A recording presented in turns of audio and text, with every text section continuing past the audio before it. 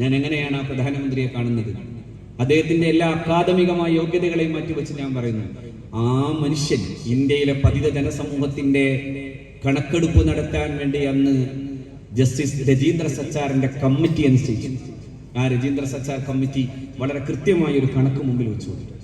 ഞാനിന്നും ഓർക്കുന്നുണ്ട്, ഡൽഹിയിൽ വെച്ച് ജസ്റ്റിസ് രജീന്ദ്ര സച്ചാർ കമ്മിറ്റിയുടെ ഭാഗമായി കേരളത്തിൽ വന്നത് പഠിക്കാൻ വന്ന സയ്യിദ് ഹാമിദ് സാഹിബ് എന്ന പ്രഗത്ഭനായ വിദ്യാഭ്യാസ വിചക്ഷണൻ, IAS-കാരൻ, അന്ന് ജാമിഉൽ ഹംദർദ് എന്ന് പറയുന്ന വളരെ പ്രധാനപ്പെട്ട ഡൽഹിയിലെ യൂണിവേഴ്സിറ്റിയുടെ ചാൻസലർ, ഒരു ഡീംഡ് യൂണിവേഴ്സിറ്റിയാണ് അതിന്റെ ചാൻസലർ, അദ്ദേഹത്തെ ഇന്റർവ്യൂ ചെയ്യുമ്പോൾ ഞാൻ ചോദിച്ചു, അങ്ങ് കേരളത്തിൽ വന്നപ്പോൾ എന്ത് തോന്നി? ആ മനുഷ്യൻ പറഞ്ഞു, ഞാൻ കേരളത്തിൽ വന്ന് സച്ചാർ കമ്മിറ്റിയുടെ റിപ്പോർട്ടുമായി ബന്ധപ്പെട്ടുകൊണ്ട് പഠിക്കാൻ വരുമ്പോൾ കേരളത്തിലെ മുസ്ലിം സമൂഹാവസ്ഥയെ പഠിക്കാനാണ് ഞാൻ വന്നത്.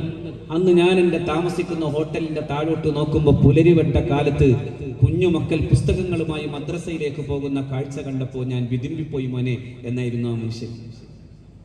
ഞാനന്ന് പ്രിയപ്പെട്ട ഹാമിദ് സാഹിബിനോട് ചോദിച്ചു, ഹാമിദ് സാഹിബ്, എന്തുകൊണ്ട് ഉത്തരേന്ത്യയിലെ മുസ്ലിങ്ങളെ അങ്ങനെ പാകപ്പെടുത്തിക്കൂടാ? രണ്ടു കാര്യം പറഞ്ഞു തന്നു. ഒന്ന്, നിങ്ങൾക്ക് കിട്ടിയ മഹാഭാഗ്യം എന്നതാണോ? അത് കേരളത്തിലെ പണ്ഡിതന്മാരും അതോടൊപ്പം തന്നെ ഉമറാക്കളും ഒരുമിച്ചു നടന്ന മുന്നേറ്റങ്ങൾ കേരളത്തിലെ മുസ്ലിങ്ങൾക്ക് കിട്ടിയ സൗഭാഗ്യം. മറ്റൊന്ന് അദ്ദേഹം പറഞ്ഞു, നിങ്ങൾക്ക് ഒരു മുഹമ്മദ് ഇസ്മായിൽ ഉണ്ടായിരുന്നു. ഞാനിങ്ങനെ ആലോചിച്ചു പോയി, ആരാണ് ഈ മുഹമ്മദ് ഇസ്മായിൽ? നിങ്ങൾക്കൊരു മുഹമ്മദ് ഇസ്മായിൽ ഉണ്ടായിരുന്നു.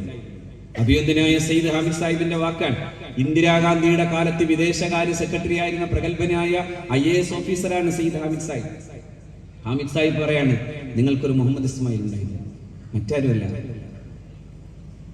948 മാർച്ച് 10 മുമ്പ് ഇന്ത്യയിൽ ഇനിയും ലീഗ് പുനഃസംഘടിപ്പിക്കപ്പെടുമോ എന്ന് ആശങ്കയോടുകൂടെ ഇന്ത്യയുടെ അന്നത്തെ പ്രധാനമന്ത്രി, ഒരുപക്ഷെ ഇന്നത്തെ പ്രധാനമന്ത്രിമാരെക്കാളൊക്കെ വലിയ ശക്തനായി അനിഷേധ്യനായി നിന്ന അന്നത്തെ പ്രധാനമന്ത്രി പണ്ഡിറ്റ് ജവഹർലാൽ, ആ നെഹ്റു അദ്ദേഹത്തിന്റെ സന്ദേശവും കൊടുത്തയച്ചത് മൗണ്ട് ബാറ്റൻ പ്രഭുവിന്റെ കൂടെയാണ്.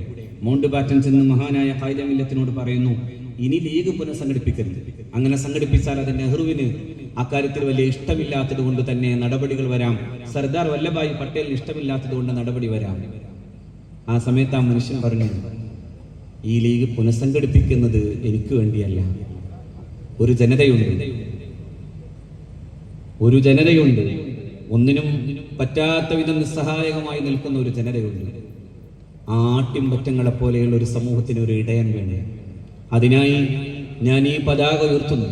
അതിനായി ഞാൻ മുസ്ലിം ലീഗ് എന്ന് പറയുന്ന ഈ മഹാപ്രസ്ഥാനത്തെ മുന്നോട്ട് നയിക്കാൻ ആഗ്രഹിക്കുന്നു. ഇല്ലെങ്കിൽ ഞാനിത് പിരിച്ചുവിട്ടിട്ടാണ് നിങ്ങളുടെ ഇംഗിതം നടപ്പിലാക്കാൻ പ്രധാനമന്ത്രിയെ ശിരസ വഹിക്കാനാണ് തയ്യാറാകുന്നതെങ്കിൽ എനിക്ക് നാളെ ഒരു റബ്ബിന്റെ